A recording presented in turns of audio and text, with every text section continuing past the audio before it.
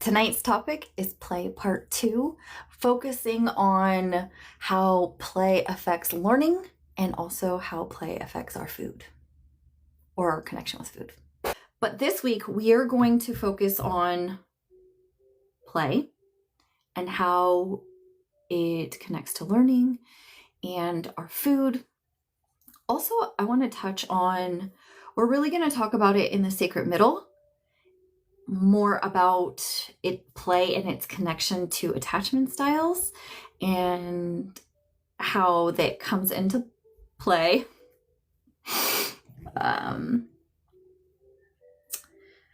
But first, did anyone ever actually play with you as a child? Like a caregiver, your parent, an adult? Did anybody play with you as a child? Yes or no in the chat. Because in studying for this, I went down like a million rabbit holes about how it affected us if somebody did play with us and if somebody didn't play with us. And I was fascinated.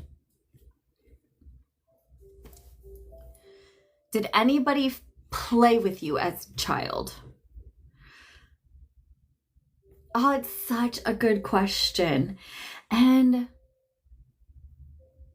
we're going to talk about it. We're going to talk about it.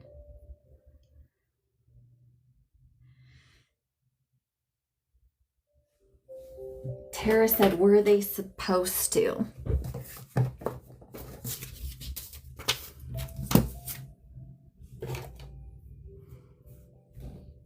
Thank you, Kuntita. Not my family, not my direct family, no. Mom, maybe. Rose, welcome in. I went to daycare, but I don't remember anyone playing with me. Yeah. And this is extremely common. Shelly, welcome in. We're talking about play, Shelly. I just asked, did anybody play with you when you were a child, like a parent or a caregiver? Nicole, welcome in. I'm getting a lot of no's.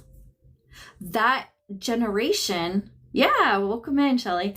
That generation, so like, we're really seeing a shift in play.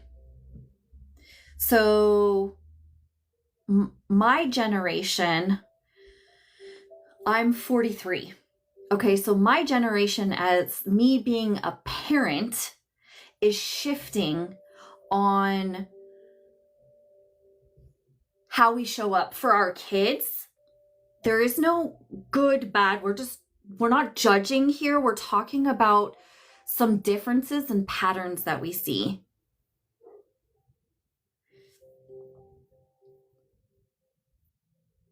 But so generations before, it was more of you go play with your friends and play by yourself, learn how to play by yourself. It was hyper focused on independence, really, also, right? Or parents didn't have the capacity to play, or like Holly said, you know, maybe you had siblings and so they just didn't play, right?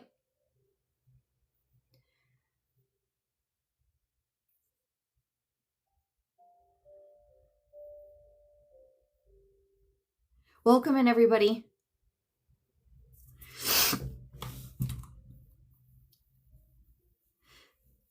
Okay.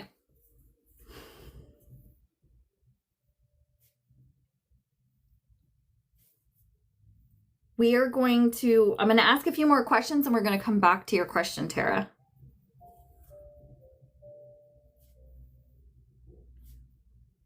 Okay. Aww, we love your inner child too, Ryan. Okay. Was your play Encouraged or ignored? Was your play encouraged or ignored? A lot of people were told, go outside, get out of my hair, right?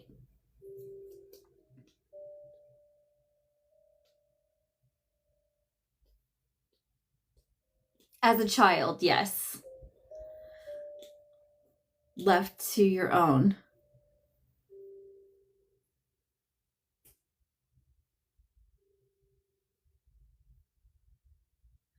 Encouraged, but not really one way or the other. Encouraged to go outside, use your imagination. That's what it's there for, yeah. I was encouraged to go away, and I was happy to. Imagination.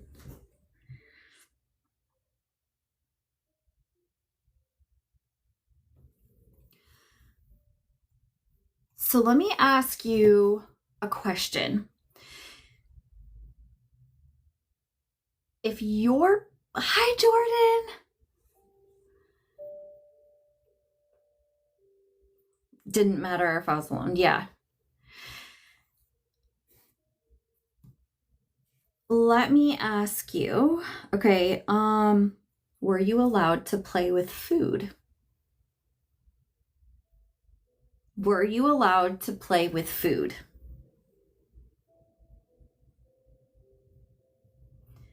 Nana, welcome in. That made me spit.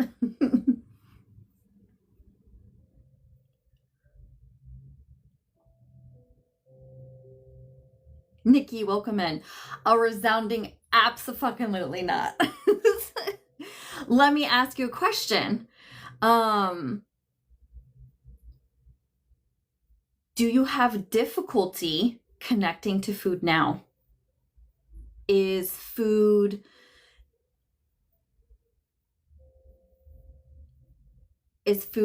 an area for you that is tough? Maybe you fluctuate in weight or back and forth, or guilt with food, or just having a really tough time with food. Now though, is it tough now? So I found it fascinating and sad, but fascinating at the correlation between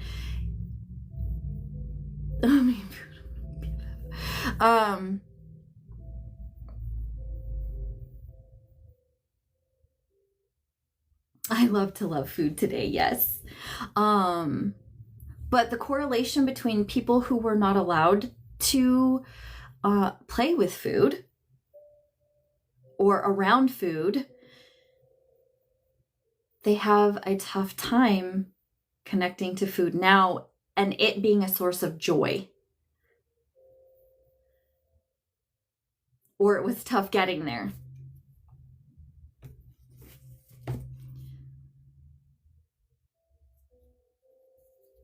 I had not correlated the two before, so I found that interesting. Do you guys have questions about that?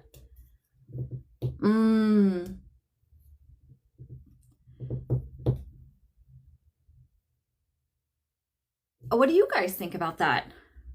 So the connection between people who were not allowed to play with or around food have had a tough time with food moving into their adult life.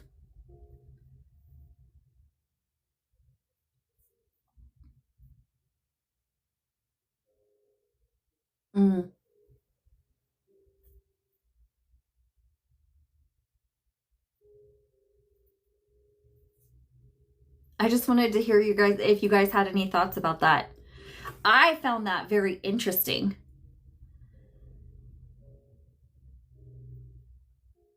Yeah, and I'm really glad that you mentioned that, Tara, because shame, right? So if there's a lot of pressure around food, a lot of expectations around food, if, especially if not just you're not allowed to play with it, but if you had any type of caregiver that restricted food or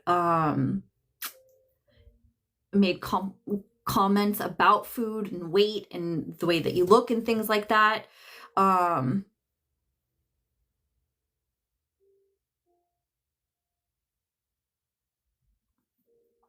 Yeah, food shaming. I like food, but it needs preparation or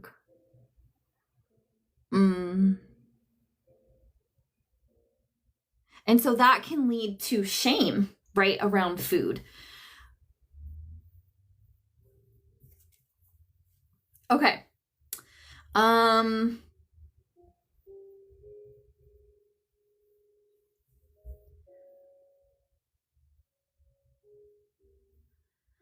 Does learning feel easy or do you shut down fast? Does learning feel easy or do you shut down fast?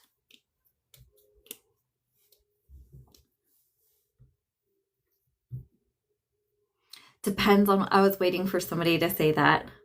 Depends on what I'm learning. Makes so much sense, yeah.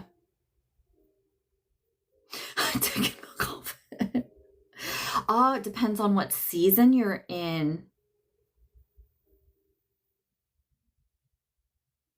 Or who's teaching. If it doesn't come easy to me, then I can shut it down. Then I shut down.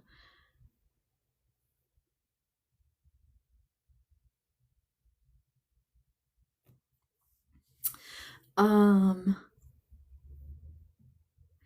so the reason I kind of ask these questions is because we're getting so curious about play, right? And I want to throw this at you guys. As children, if we just think about our childhood and the types of play that were allowed, the types of play that were acceptable, right? If you think about what those were as a child, it makes a lot of sense when we're looking at our adulthood.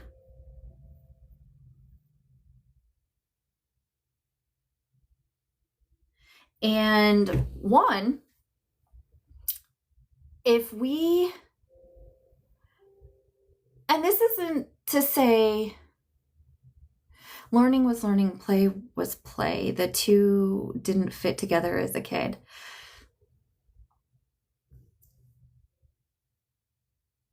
So what I kind of want to say first before we go any further is that, I lost my thought. Hold on.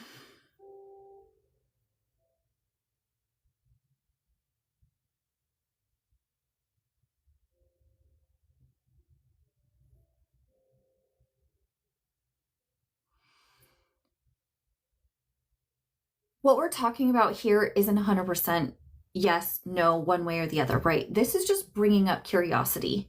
So when I'm talking about a concept, that doesn't mean black or white, that you have to fit into this box or this box. It's just tickling your brain to get curious and see if something resonates or a different perspective, right? That's what these conversations are about. It did this for me. I've been studying for this for 2 weeks, and I will talk about the next part in the sacred middle more, but I went down a full rabbit hole about play with my son, right? A few of you guys had commented about our parents didn't play with us as children, and like Tara said, were they supposed to? And what is that effect? Did it have an effect? That led me down a whole rabbit hole of how my connection with my son and the type of play. There's so much shame and judgment around play and around the types of play, and there's so much fear around play. It's crazy. Z.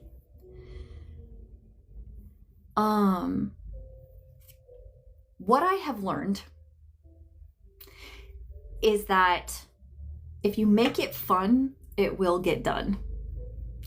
This is why you see all over TikTok, all over everywhere, exploding people with ADHD making a game out of it, right? If you make it fun, it will get done.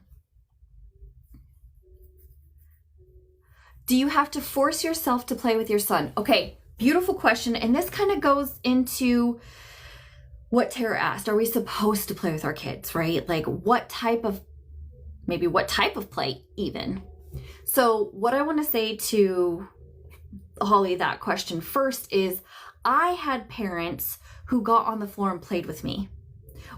I had siblings, and so we wrestled. Like literally, we would take the cushions off the couch, pillows, mattresses, and we would make a ring, and we would wrestle. Okay. So I had, both my mom and dad did that. I also had parents who played toys. Not a lot, but they did. They got down, they played Barbies, they played He-Man and She-Ra. We went camping and did a lot of play there, fishing, those types of things also. So my parents did play, right? Now, I would say that my mom's mom never played with her. So there was probably an overcompensation because she was like, I want to do something different for my kids, right? So I want to be very clear. This is not right or wrong of the type of parenting, okay? Or the type of play, or the type of way that you were raised, or the way that you're raising your kids. I see dads play more. I think women are more stressed. We're going to come back to that, Jordan. And that kind of goes down the rabbit hole of where I was this morning. Yes, grab your seat for the sacred middle, because there's no way for me to cover everything in this hour. I try, y'all. I really do. So there are some types of play that I do feel more forced, that I don't necessarily want to play with my son. I know, I'm sorry, Ryan. So I am a big movement person. My son is also a big movement person. That's how he feels connected. So we jump on the trampoline every day, and then we have tickle fights, we wrestle. And that is something that, if I'm prepared and the weather is right, I will do. I love it because it's exercise for me. It makes me feel good. It's connecting for us both. So it depends on maybe what type of play I'm doing, but I'm a very playful person in general. So, I like board games. I like big activities. Now, when it came to like Legos or smaller like figurines, I would set a 15-minute timer. This is because that's what I was parented with. And so it felt like like I needed to do that. That was the right way to do it, right? Because in the beginning, we're learning. We don't know. We don't have a roadmap. The roadmap is of what we were parented, right? So I felt like a good parent was somebody who played, because that's what I experienced. Now, this really hurt my marriage, because I had an expectation, because my dad played with me, like on the floor, tickling He-Man and She-Ra characters, that was the type of dad that was a good dad. And that's just how my husband was supposed to be. And when he wasn't that way, I judged him and I created a huge expectation and created a lot of shame around that area and told him he wasn't a good dad. Now I know that was not fair. It was not fair. My husband loves to fish and he does things differently with our son. And also my connection with my son is my responsibility. My husband's connection with my son is his responsibility. That's a whole other live. I could talk about that for hours. That I feel in the pit of my stomach, because when we're talking about kids, right, the fear comes in that, hey, we're going to fuck up our kids. I need you to do this because it's going to affect our kid. I don't want to feel the repercussions of what you are or are not doing to fuck up our kid. I have to feel my own, right? Yeah, it is a tough one to repair. I'm still repairing. I'm still working with to create safety around that area with my husband. But this goes back to kind of like what you were talking about, Jordan, is the women are really stressed out. I fully believe from personal experience as well, that we are carrying the weight, the emotional weight of our children's future, right? Oftentimes men are more able to be just present and well, I just don't feel like playing right now. And this is not going to fuck him up because I don't want to play right now. And I'm like, no, this is going to fuck him up. He's not going to be okay if you don't go play with him. Right? So, that's a whole other thing.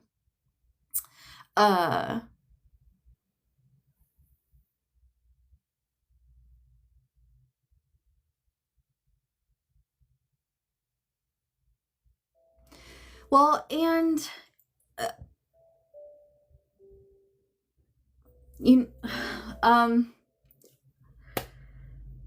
none of us know how to parent. I'll just say that, Megan.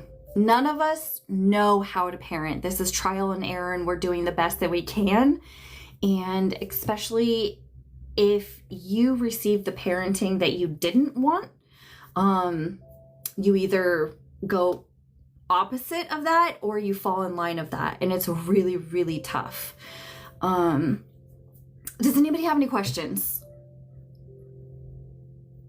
I get so worked up and excited about this that I forget all the things that I want to talk about. And then if I get off on a side quest, okay,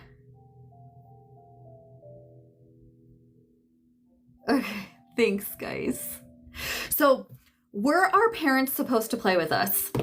There are pros and cons for everything. And this I just want to throw this out, is that if your parents didn't play with you and they sent you off to play by yourself, chances are you're more introverted. You might even have some avoidant. That's not to say 100%. These are just patterns that I saw in doing the research. Not because it was right or wrong, it's just what you experienced.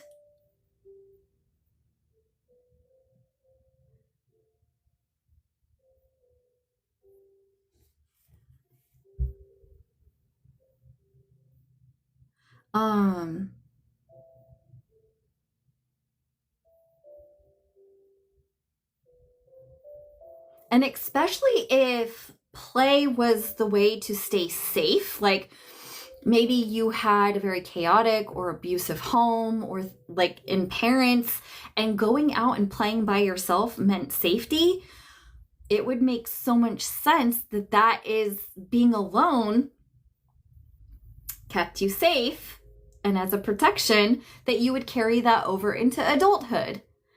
that it's probably safer being with yourself than with others. And that is your way, that is your body's way. That is a nervous system regulation. Playing alone, playing with people, they're all ways that your nervous system was trying to regulate itself. Dude, you guys, I was so fascinated. I was like, I hadn't thought about it this. How we were exposed to play in different types of play obviously shaped who we are. It just, when I see it like this, I'm like, this is so cool. And also like, fuck this shit. Right? Julia, welcome in.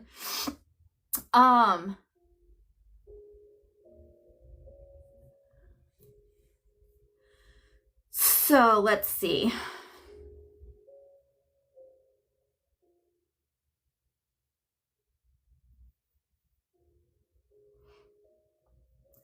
So again, all of this is just curiosity. This is not 100%. Don't like, this is not boxes, but possibilities maybe. We're just going to play with the possibilities, the attachment styles, okay? Partly formed through play, maybe played a part in attachment style. So I'm just going to give you the rundown again, not black and white. This is just to tickle your brain, okay? Secure kids, shared co-play with adults, safe closeness. I don't know anybody like that. I don't know any adults like that, okay? Just to put that out there. Avoidant kids, solitary play, self-protection. Anxious kids, performative play and approval seeking. Disorganized, chaotic play, inconsistent regulation.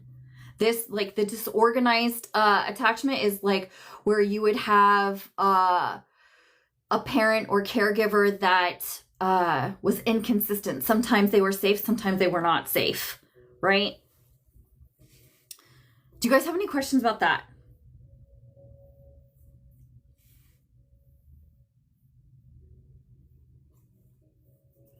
Well, I'm waiting for questions. Isolation changes play behavior. Isolation changes play behavior. Okay. This was a study done in 1989. 3.5 hours of isolation. They crave closeness and seeking.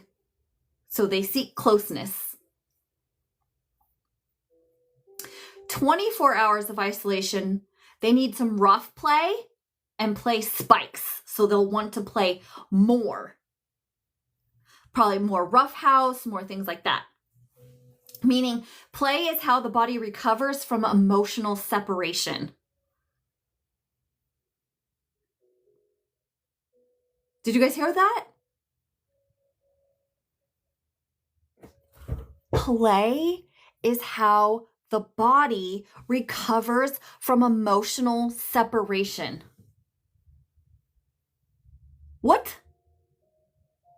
Have you ever heard that?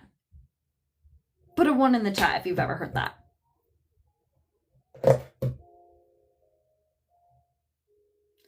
Play is how the body recovers from emotional separation.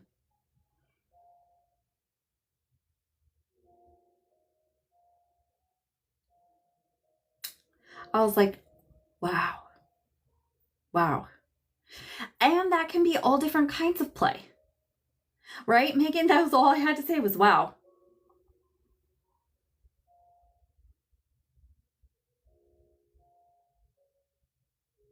Welcome in, everybody.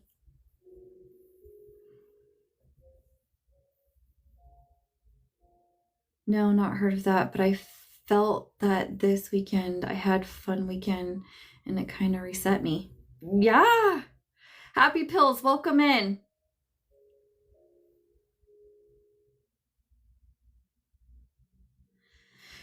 So play is the opposite of depression. Thank you, Ryan. And we kind of talked about this yesterday or last week. But play is the opposite of depression. Most people think work is the opposite of play. It is not. The opposite of play is depression.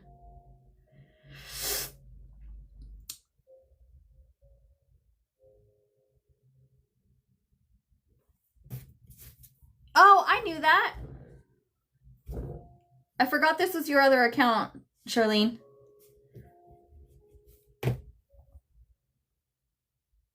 I just forgot. Thanks.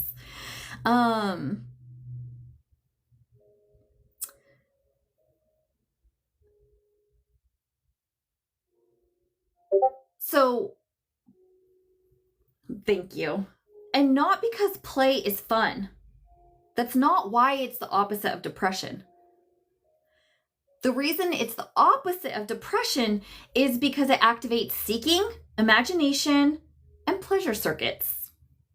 I mean, that does fun, but all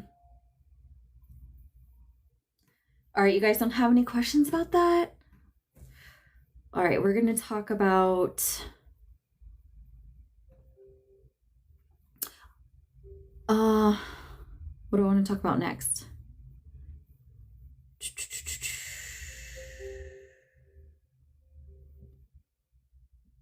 So we talked about food and play share the same neural pathways. Okay, so curiosity, pleasure, dopamine, exploration, reward. If one went offline, the other one did too. And maybe not fully, but maybe just certain types, right? So say that food was not a safe place as a kid, then maybe some more risky play was not safe. Again, we're getting curious about all of this, right? Because everything that happens now in our adulthood, it makes sense if we just sit with it long enough. And if we get curious. And if it's safe for our body to do so, because sometimes it's not. I just want to put that out there. Okay, let's see. Again, play strengthens your working memory, creative problem solving, emotional flexibility, attention, frustration tolerance, social intelligence. So different types of play strengthen those characteristics. So if play was discouraged, ignored, punished, shamed, shut down, then it could lead to some learning feeling overwhelming, embarrassing, threatening, numbing, confusing, pointless. Again, this is not 100%, right? Because it could also be that if you had a caregiver or a parent who berated you if you didn't do perfectly learning or the way that you learned, or to be honest, even if you had a supportive parent, but the school system made it difficult to, and you always felt like you were behind, or maybe made fun of in school for not learning as fast as other kids. All of this does come into play. Okay, thank you.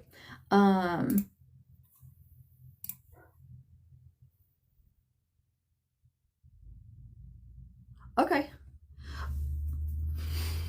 I appreciate you, Tara. Tara would like to gift a ticket. Oh, maybe you didn't want me to say that. I don't know. I guess next time maybe say that if you want me to say that. Is somebody, I know Quintita, it's super late, but would you like to be in the Sacred Middle tonight? I know that this probably goes into like tomorrow and you probably wouldn't be able to. But I did want to offer you first.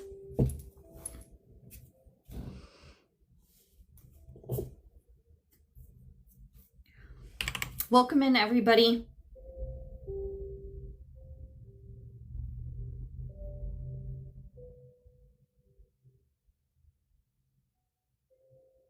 Okay, copy that, Holly.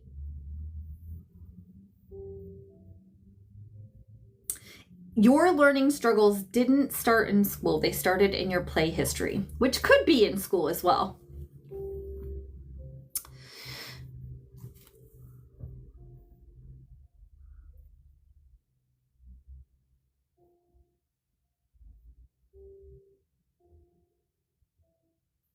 Yeah, that's what I thought. I thought so. I appreciate you being here, though, Quintita.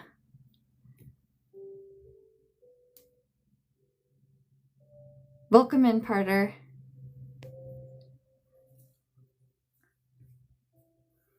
Okay, do you guys have any questions about play?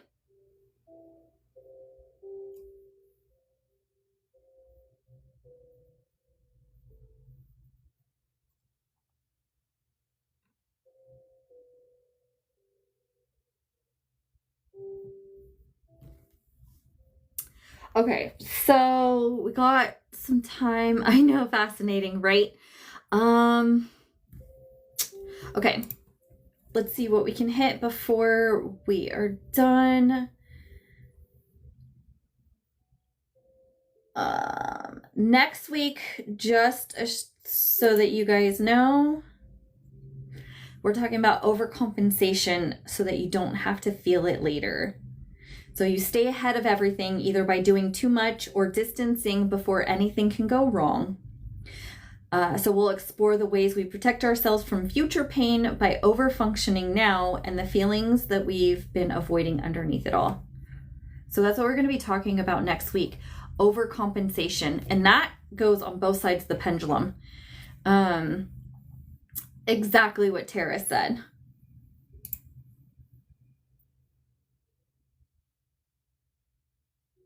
I did update the Sacred Middle page, so the topics are on there through December.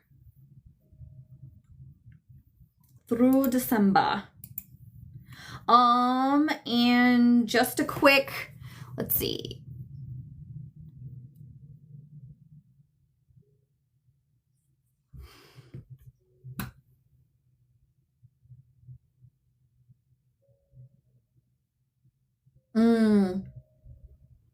I would love to hear your thoughts on it, even if you just message me.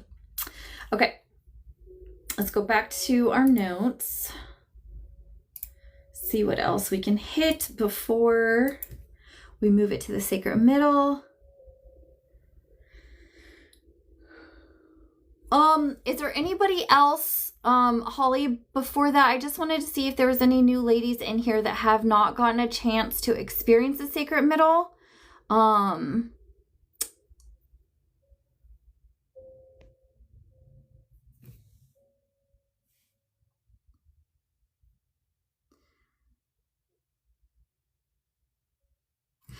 one of the things that I want to talk about with play and our parents, right, is one of the first ways that we learn how to co-regulate is through play. And so this would make a lot of sense that if we didn't have people that were playing with us consistently or in a way that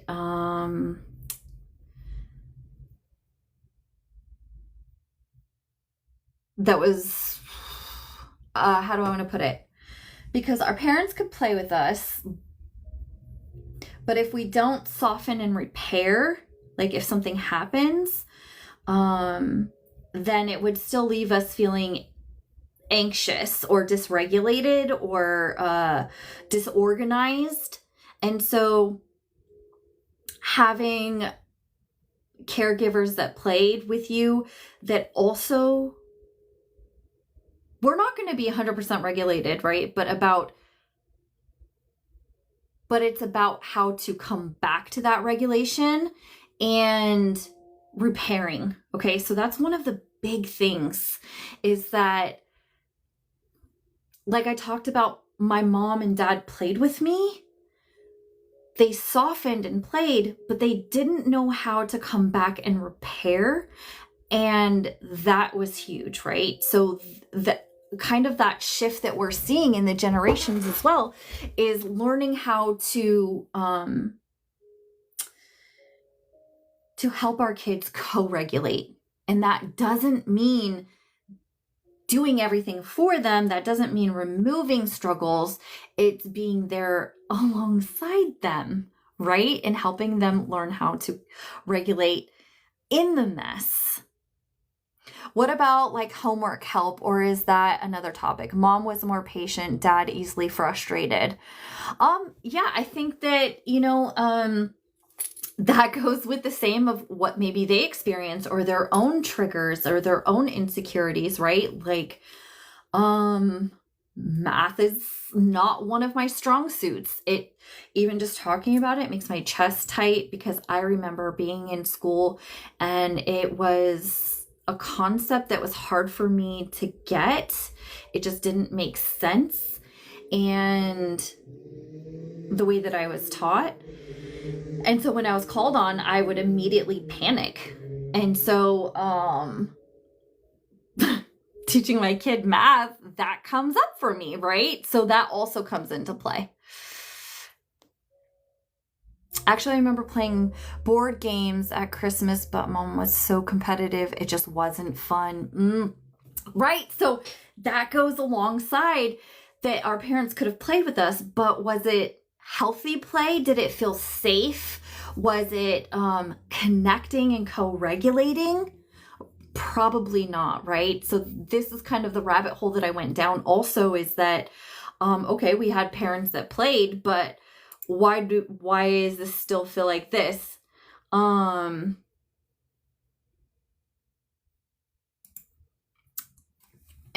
so looking at that is, okay, do they soften?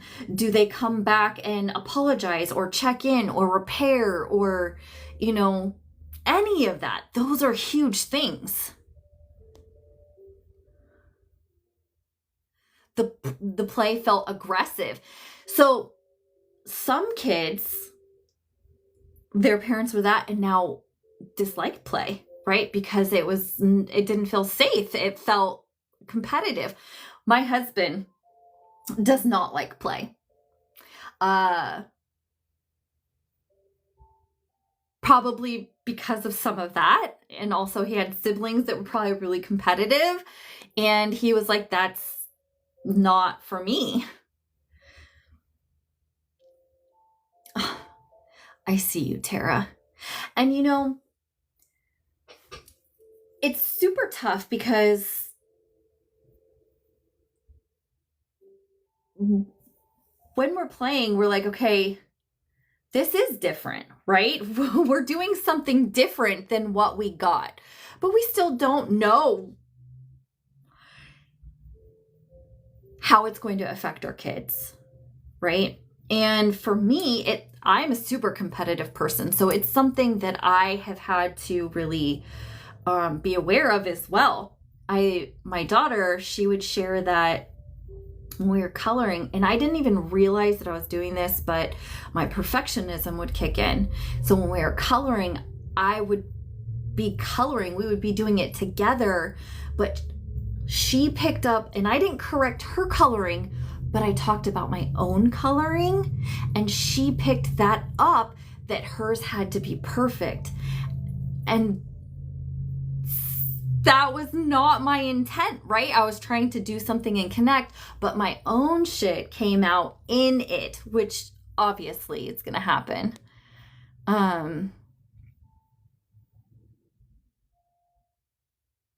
Yeah, a lot of people don't like that competitive feeling. Well, and this comes, okay, let's talk about this for a minute also. I gotta do a puzzle, hold on.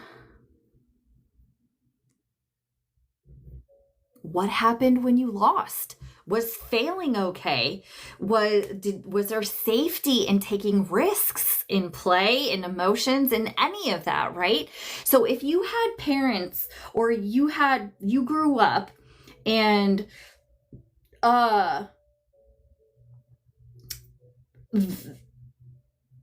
and I lost my thought. Hold on.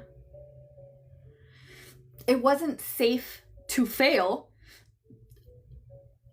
Of course, that would play out in different ways in our life, right? And I also love that you mentioned that, Tara, that, it was a dopamine hit, right?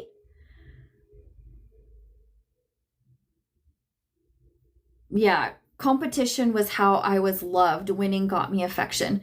And so that makes complete sense that would carry over, right? That's the only way that we knew to receive love.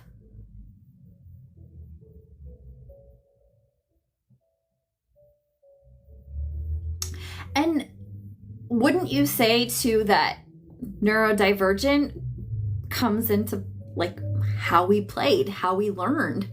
Was learning safe? Was it fun? Yeah.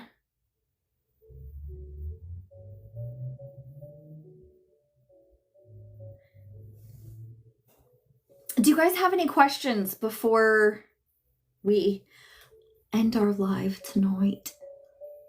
I appreciate your guys' comments. I appreciate your guys' questions. Welcome in, everybody. Let's see.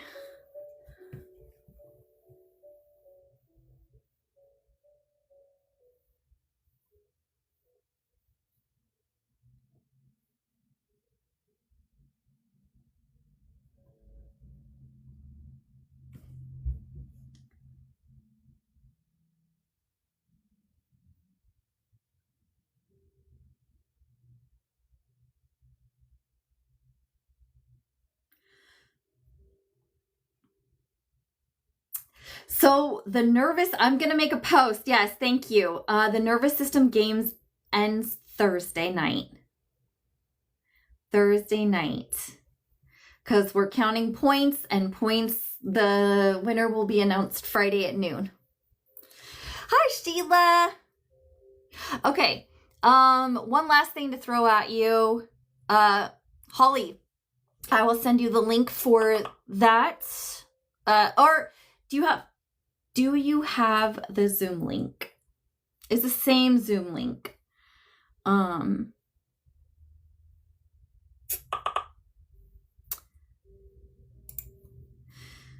So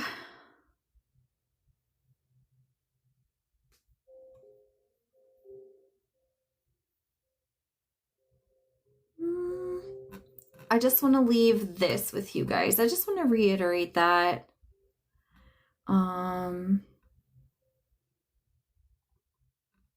We're going to talk about more attachment style and food stuff in the Sacred Middle. So make sure you got your seat for that. Where did I want to...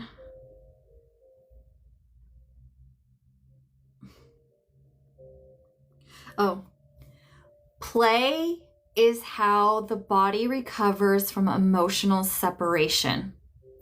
Play is how the body recovers from emotional separation. If you take a look at society in general, whatever your thoughts are on, hopefully I don't get kicked off, we're about to be done anyway, on COVID, there was a huge isolation, a lack of play, solidarity, isolation, and the world is trying to figure out how to go back into play. The play that was safe at that time was electronics. So if you look at it from that standpoint also, okay, copy that, sweetheart. It would make so much sense also. Not only are we going into a more techie age, is that these kids, these adults, the only way that they could play at all was on digital. And so a lot of them, that is the only way their nervous system has gotten to experience play. Just get curious about that, because we judge all types of play, especially electronic play. Just let that tickle your brain for a little bit. Okay, so you guys are amazing. I appreciate you. Next week, we're talking about overcompensation. I love that, right? I'm telling you, it was a whole rabbit hole today, Megan. Thank you, Quintita. I appreciate you. Thank you guys for being here. I love having these conversations with you. Thank you for the energy exchange and getting curious with me. I will see you guys next week. And remember, connection over perfection and fuck perfect, because we're not about that here, right? So, all right. Love you guys. Have an amazing fucking night. Thank you. And I'll see you next week. Bye.